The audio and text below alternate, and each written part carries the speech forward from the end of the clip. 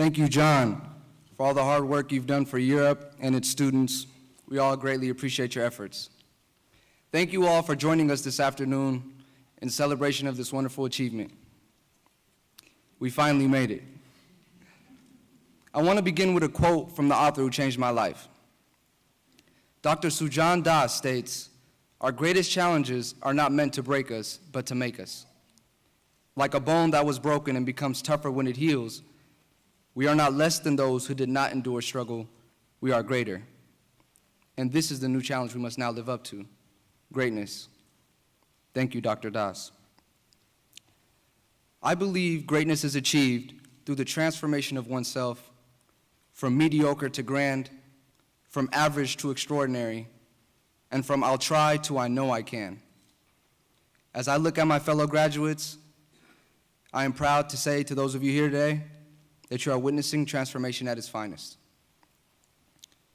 We came into this program eager-eyed, suspicious of each other, and standoffish to these crazy things called interactives. We participated in a week's worth of these activities, and just like that, transformation could be seen. True friendships formed, and teachers built relationships on understanding and expectation. It was a beautiful collective transformation, flowing into our community unnoticed. I think we owe the staff for this. They coordinated everything from lesson plans and networking events to finding incredible guest speakers to motivate us every week. They are definitely an incredible bunch. Would you please join me in a round of applause in appreciation for our staff?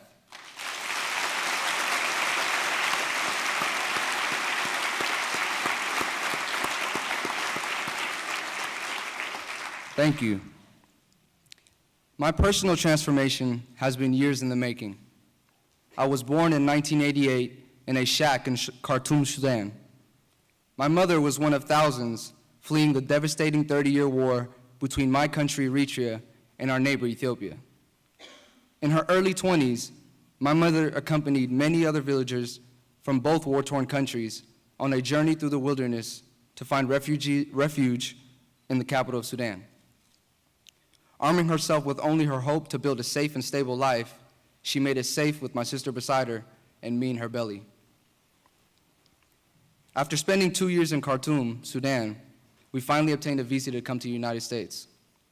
Since then, I've spent the majority of my life living in subsidized housing projects. Known to most as Yeso Terrace, and known to me as home where I'm still living. It's a small community where it's too easy to be bad and way too hard to be good.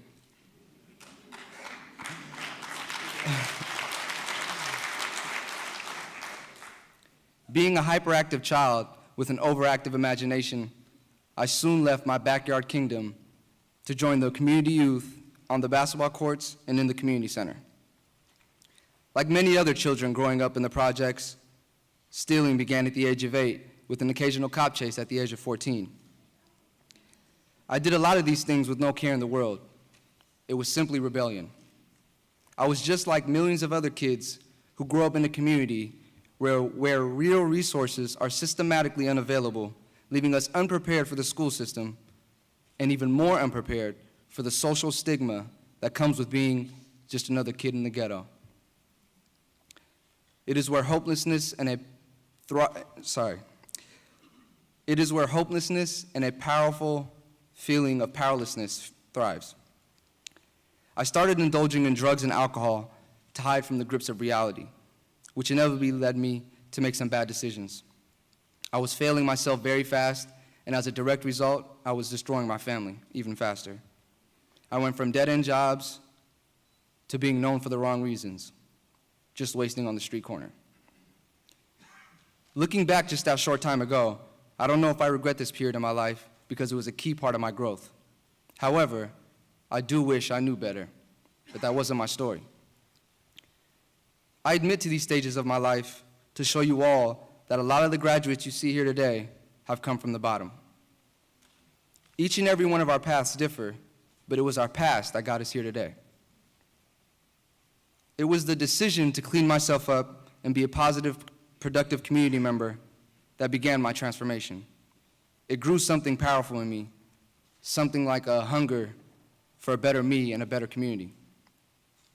Little did I know, the beginning of this possibility came when I got a flyer from the Seattle Housing Authority promoting Year Up.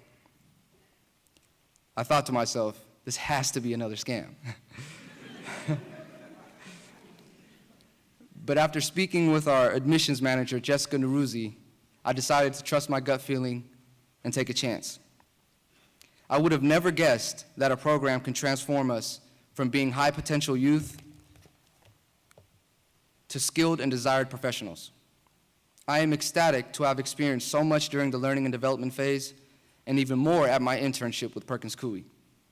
I gained many skills in technology, networking, professionalism, and I learned how to achieve my goals. Even better, I helped build a community within this movement with some of the most passionate and intelligent young adults I know. Friends, we have arrived at the foot of our potential. Now we will journey out into the world with our backs strong with experience, our hearts glowing with passion, and our minds sharp with knowledge. Every day we live, we are creating a historical story to pass on to our children, who will then pass it on to their own. What are you doing to make this story meaningful? I know one thing: we must be the building blocks for the next generation who will still be affected by the same opportunity divide that could have left us as another statistic. We joined this movement to close that divide. If we can make it this far with one opportunity, they can too. I want to thank my family, my mentors, and my colleagues for supporting me throughout this movement. This is the beginning of our story. This was our year up, and we finally made it. Now, let's make it to greatness. Thank you.